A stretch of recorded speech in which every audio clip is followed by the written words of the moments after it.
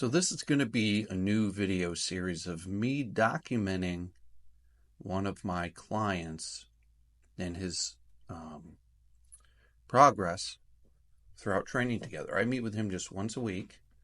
He does the other workout a week on his own. So far, over the last 8 weeks, he's gained 7 pounds of muscle and lost 11 pounds of fat, or 10 pounds of fat. Here's the DEXA scan. He's been doing DEXA scans once every month to track his progress. Right here, he's just going to do a warm-up set. This is the first exercise of the workout. So basically, I'm just going to show you, what I do with my in-person clients in real time, show you the process, and show you their progress throughout the whole journey. His name is Raveen, and he's new to training. He's 41, 42 years old. He's dabbled in exercise over the past, probably 15, 20 years. Hasn't really found anything he could stick with. Hasn't really found anything that worked. He lives about an hour and a half north of me here in Florida. So I said, hey, you want me to coach you? We might as well meet once a week for an in-person session. Come down to my gym.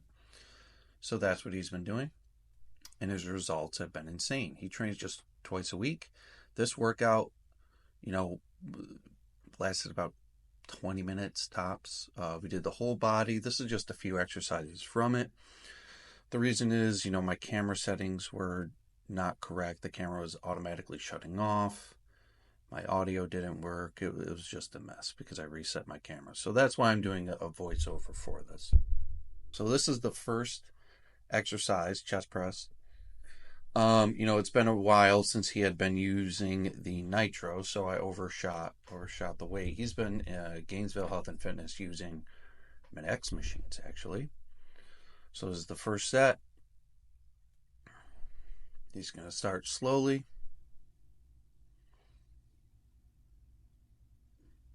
I'm going to instruct him to change direction slowly at the bottom. For one reason or another today, it seemed that the weight was still a little overshot on this next set. So when this happens, it could have been a psychological thing for him. But when this happens, what we're going to do is breakdown sets. So I'm going to have him reach a point in the set where the effort is very high. But since I know he's not going to be able to get any more repetitions or continue with that load, I'm going to drop it 2-3 plates. I'm going to have to remind him to start a little more slowly. I haven't trained him in probably about 2 weeks. So you'll notice when you're training people, they will forget details like that. But I have to do a better job at reminding him. So as you can see, he's already kind of getting stuck, okay, for one reason or another. Every workout is not going to be perfect. We sometimes need, we're dealing with people. People have things going on that may interfere with the perfect workout. So for one reason or another, he's getting stuck early on this chest press. So I'm going to continue to just break down the load and simply get him to the point where he's expressing high effort. Because we know effort is what recruits motor units. We want as high effort as possible.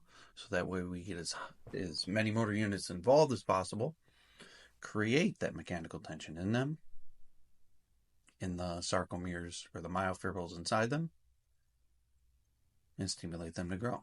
So all I'm doing here is, over the course of this breakdown set, getting him to the point where he's pushing very hard. And you'll see that here. See that? See his face? The aggression, the intent, the intensity. And I'm going to have him continue to contract as hard as he can in the concentric phase until you could see him unable to even hold the weight. He's going to gently set it down. Good. So essentially that was, a couple minutes total of time under load. Just done with a breakdown set.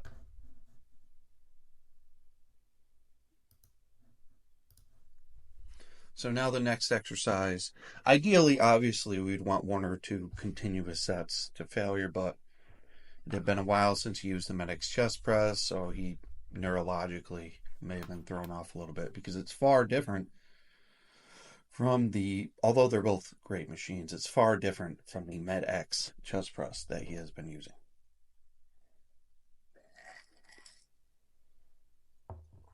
The second exercise, of course, the Nautilus pullover. We had also only done this a couple times, so I sort of had to recoach him on the mechanics of it, placing your elbows on the pad, driving through your elbows while lightly gripping the bar. At first, he had been gripping the bar with his elbows off the pad, so I had to recoach him a little bit. Great exercise, of course. As you can see, he's grabbing the bar there, so I come over and I say, get your elbows on the pad, lightly grip the side of the bar, as you can tell.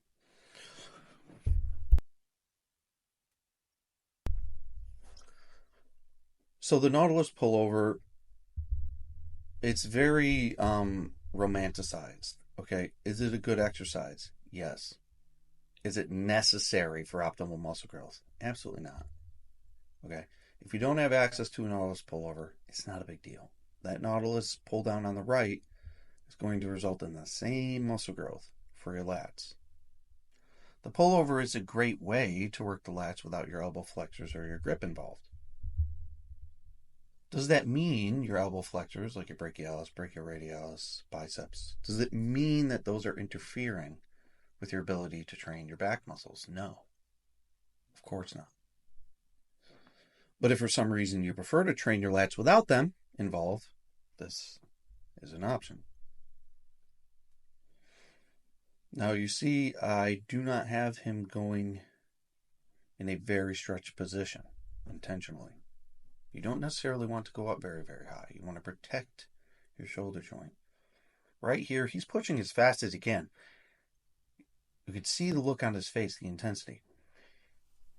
Generally, by the second or third rep, after the change in direction has been done slowly, you are pushing as fast, quote, as you can due to the force-velocity relationship. You will not be moving fast because velocity slows when force is increased. Motor unit recruitment, cross-bridging, things like that. And as you can see, he gets to the end where I have him contract as hard as he can for a few additional seconds until I observe that he's not only unable to continue the concentric phase, but you see the weight start to come back up on the eccentric phase involuntarily. That's an indication you've really reached muscle failure. And if you're doing sets like this, not only do you not need more than one, you could not do more than one. If I were to let him wait for 2 minutes and do another set, he's probably going to only get 2 repetitions, indicating that his muscles have been effectively inroded or weakened, which is the goal of exercise, to inroad or weaken motor units, thereby stimulating the muscle fibers inside of them.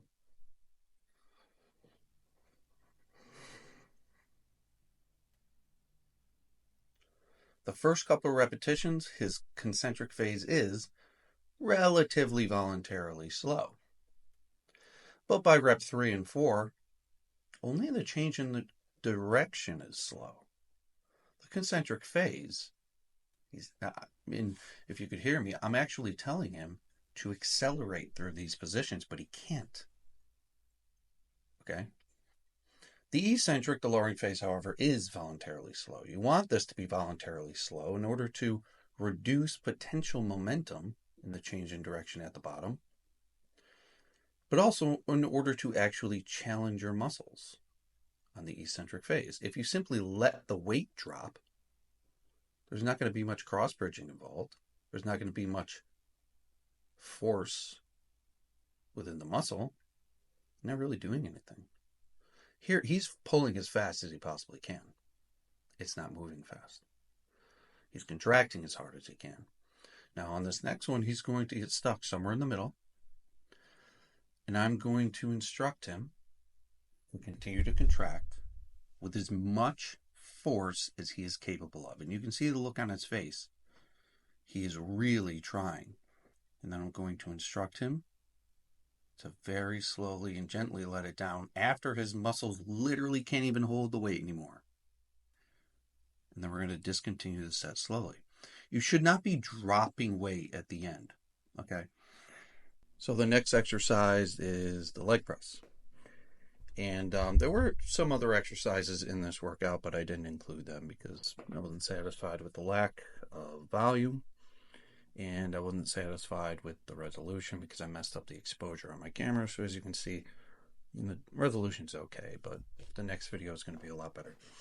So with this one, we actually got the audio because I realized there was a problem on the camera. So I'm going to remove the voiceover commentary from here on out, and you can hear me instructing my client Raveen, and hopefully you'll learn some things by watching it.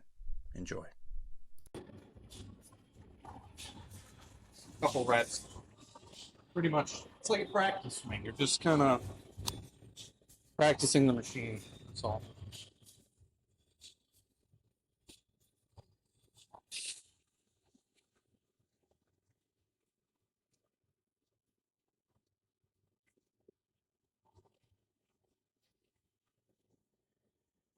All right, one more, and then we're going to do the working weight.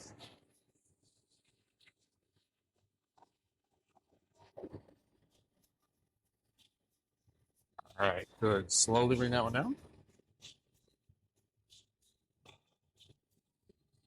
Okay. Working our way down the stack. Ready? Push with the heels, nice and easy. Control the weight back.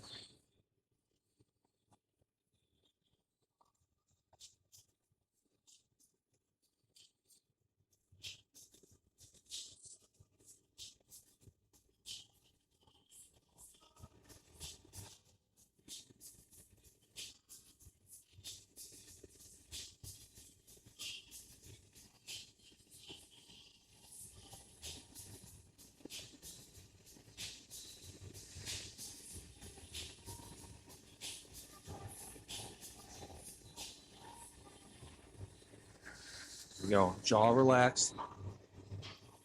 Breathe, open freely, continuously.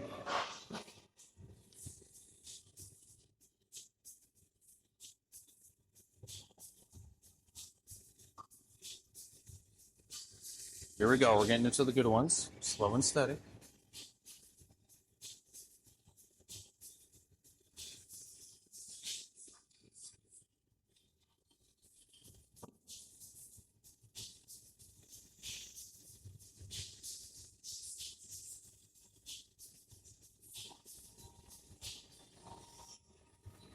It's a little quick at the bottom. Keep it slow at the bottom. Remember, it's not about reps. Here we go. Easy. Now drive, drive, drive. Good. Again, breathe on the way back. Catch your breath. Openly and freely. Good. Back, back. Easy forward. Drive the heels. Good. Drive. Go on. Ah! One more. One more. Control. One more control. One more control. Easy forward with the heels. Here we go. Good. Stay on it. Stay on it. Stay on it. Stay on it. Now bring it back about halfway and breathe. Stop it there and breathe for 5 seconds. 5. Stay on it. 4, 3, 2. Easy back. Easy back. Good. Do not stand up right away. Stay seated for a second. Catch your breath.